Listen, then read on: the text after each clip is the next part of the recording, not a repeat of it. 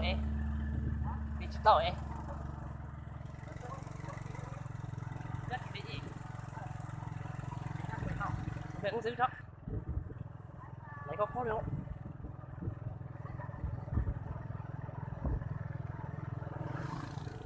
Thử quá hết đó. Thật tới à xuống hết. Nói gì cũng đi tao đó các bọn đấy. Đó các đi. Đây xem mà quay à. Để không xuống đất rồi.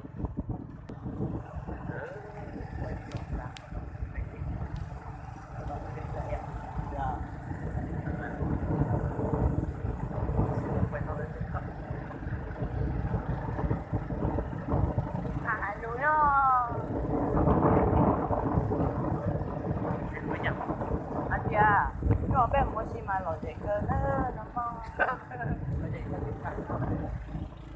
Nó bây giờ mua xì lò mà lò để chấp nữa, nó tụi nó không rồi, để mà nó buộc cú ta ơi cái gì mà, để quay phim thay đứa xì thế này, rồi giờ nó tụi xì quá sần thế này,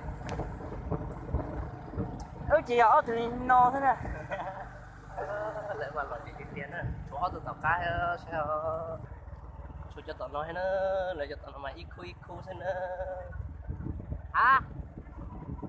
Lỡ gì bố mò đó thì nó số nhá tía nó lỡ qua chỉ lỡ gì bố mò sẽ ở từ lượng cao trong góc cái đó đó số nó tía bố mò là nó còn chút tí nữa nó còn số nó sắp đợi nữa số lấy qua lấy một cái tụi nữa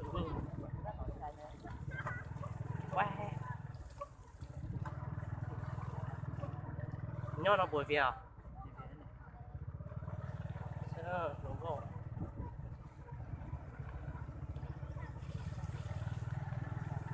Tao tắm này trên nó vẫn thế, đừng có tao cũng là chưa được.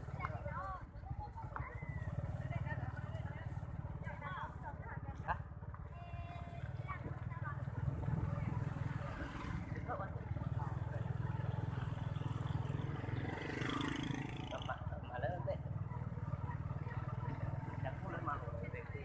Lò lên hết đi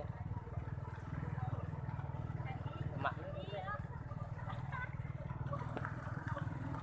nhớ trong lò cao nên muốn ăn chín lò nên thả luôn đâu lò bây giờ tôi nói nét từ đâu bây giờ này bởi vì cơ cha nữa chứ thâu con à nên chỉ cả thâu bây giờ còn mà đừng thì tao nổi luôn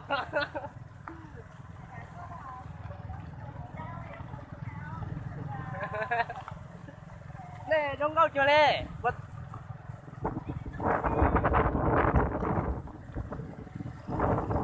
từ bài tao này chỉ có thảm coi luôn này trên này một này ít lấy á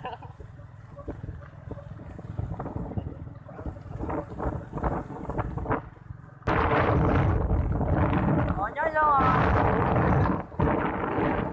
Con em muốn đã chỉ lo đây nhở?